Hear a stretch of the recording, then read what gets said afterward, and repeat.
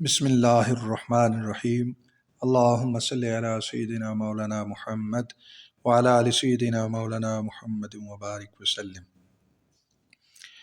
ایک دن نبی کریم صلی اللہ علیہ وسلم نے صبح کی نماز کے بعد دجال کا ذکر فرمایا اور اس طرح اس کی خصوصیات اور اس کے احوال کو بیان فرمایا کہ صحابہ کہتے ہیں ہم سمجھے کہ کہیں مدینے کے نخلستان میں موجود نہ ہو۔ پھر جب ہم لوٹ کر آپ صلی اللہ علیہ وسلم کی طرف آئے تو آپ نے ہمارے چہروں سے جان لیا اور آپ نے پوچھا کیا بات ہے؟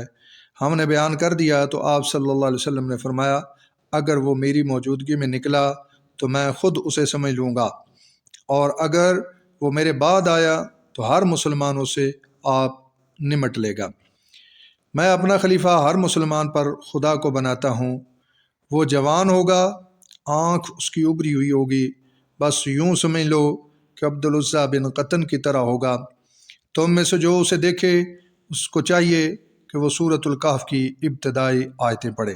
وہ شام و عراق کے درمیانی گوشہ سے نکلے گا اور دائیں بائیں گشت کرے گا۔ اے اللہ کے بندو، خوب ثابت قدم رہنا۔ ہم نے پوچھا حضور وہ کتنی مدت تک رہے گا؟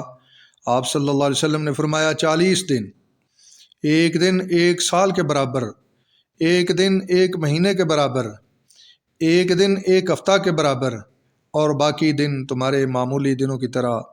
پھر ہم نے دریافت کیا کیا جو دن سال کے برابر ہوگا اس میں ایک ہی دن کی نمازیں کافی ہوں گی؟ آپ صلی اللہ علیہ وسلم نے فرمایا نہیں، بلکہ اندازہ کر لو۔ ہم نے پوچھا یا رسول اللہ صلی اللہ علیہ وسلم اس کی رفتار کی سرعت کیسی ہوگی، یعنی وہ کتنا تیز چلے گا؟ سرکار دو عالم صلی اللہ علیہ وسلم نے فرمایا ایسے جیسے بادل ہواؤں سے بھاگتے ہیں۔ ایک قوم کو اپنی طرف بلائے گا، وہ مان لیں گے تو آسمان سے ان پر بارش ہوگی، زمین سے کھیتی اور پھل اگیں گے، ان کے جانور تر و تازہ اور زیادہ دودھ دینے والے ہو جائیں گے۔ ایک اور قوم کے پاس جائے گا جو اسے جھٹلا دے گی، وہ ان کا انکار کر دے گی۔ یہ وہاں سے واپس ہوگا تو اس کے ہاتھ میں کچھ نہ رہے گا، یعنی وہ قوم جو ہے اس کی کھیتیاں، مال مویشی سب ختم ہو جائیں گے۔ وہ بنجر زمین پر کھڑا ہو کر حکم دے گا کہ اے زمین کے خزانوں نکل آؤ، تو وہ سب نکل آئیں گے اور شہد کی مکھیوں کی طرح اس کے پیچھے پیچھے پھریں گے۔ پھر یہ ایک نوجوان کو بلائے گا اور اس کو قتل کر دے گا اور اس کے ٹھیک 2 ٹکڑے کر کے اتنی دور دور ڈال دے گا کہ جتنی ایک جگہ سے کھڑے ہو کر تیر پھینکا جائے۔ پھر وہ اسے آواز دے گا تو وہ قتل کیا ہوا نوجوان زندہ ہو کر ہنستا ہوا اس کے پاس آ جائے گا۔ اب اللہ تبارک و تعالیٰ سیدنا عیسیٰ مسیح ابن مریم علیہ السلام کو بھیجے گا۔ وہ دمشق کے سفید مشرقی مینارے کے پاس 2 چادریں اوڑھے 2 فرشتوں کے پروں پر بازو رکھے ہوئے اتریں گے۔ جب سر جھکائیں گے تو قطرے ٹپکیں گے، جب اٹھائیں گے تو مثل موتیوں کے وہ قطرے لڑکیں گے۔